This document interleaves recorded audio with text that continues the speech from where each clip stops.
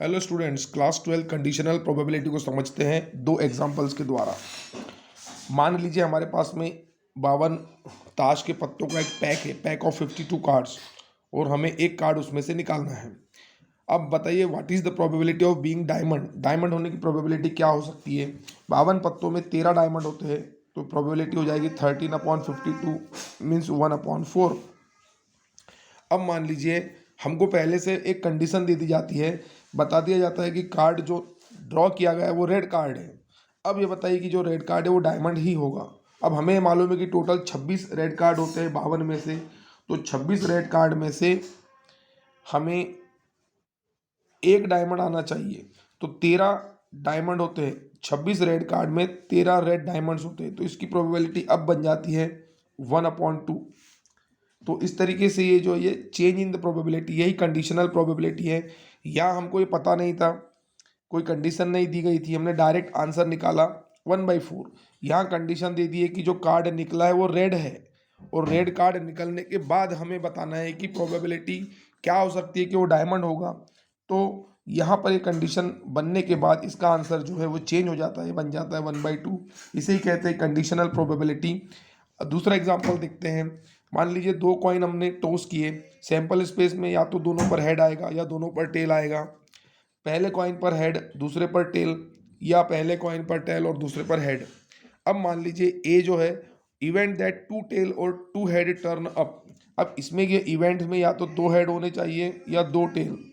तो ये total probability कितनी हो जाएगी यहाँ हो जाएगी सर 2/4 यानी 1/2। अब बी कोई इवेंट है, at least 1 head turns up. B बोलता है कि कम से कम एक हेड ऊपर होना चाहिए, कम से कम हेड। एटलीस्ट 1 का मतलब होता है 2 भी चलेगा, तो 2 हेड भी ऊपर आ सकते हैं, एक भी ऊपर आ सकता है। तो इस स्थिति में जो प्रोबेबिलिटी बी की बन जाएगी, प्रोबेबिलिटी ऑफ बी वो कितनी बनेगी, वो बनेगी 3/4। क्लियर है, ये 2/4 बन गई, ये 3/4।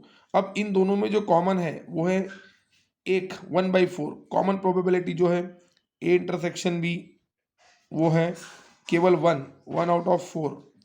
हमें ए बाई बी निकालना है। तो अब आप देखिए कि ए इंटरसेक्शन बी, बी नीचे है तो यहाँ नीचे बी आएगा प्रोबेबिलिटी में। ये हो गया 1/4, यहाँ से 3/4, 4 कैंसल, और हमारा आंसर आएगा 1/3। इसको वर्बली समझते हैं। प्रोबेबिलिटी ऑफ जो इवेंट बी है उसमें 3 चीज़ें हो रही है, HH, HT और TH। यदि हम इसमें, अब ये कंडीशन हमें दे दी गई है कि भाई तुमने 2 कॉइन टॉस किए और उसमें एटलीस्ट एक हेड तो ऊपर आना ही है, फिक्स है। अब बताइए कि दोनों हेड आने की प्रोबेबिलिटी क्या है। तो अब यहाँ यदि हम देखें तो दोनों हेड आने की प्रोबेबिलिटी 3 में से एक है, 1/3। यही होती है कंडीशनल प्रोबेबिलिटी। कंडीशनल प्रोबेबिलिटी निकालने के लिए हमें कॉमन को आउटफिट कर देना होता है। जैसे मान लीजिए ये आपका सैंपल स्पेस है, ये इवेंट ए है, ये इवेंट बी है।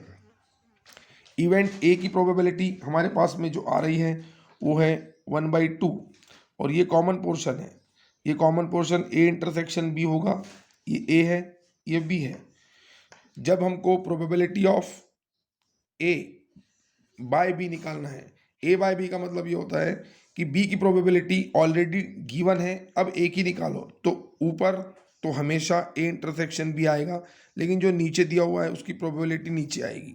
यदि ये बी बाय ए बोलता है तो यहाँ पर से इंटरसेक्शन हमेशा ऊपर आएगा, और जो नीचे दिया है उसकी प्रोबेबिलिटी नीचे आएगी। यही इसका फॉर्मूला है, यही इसकी मेथड है। I hope you will understand.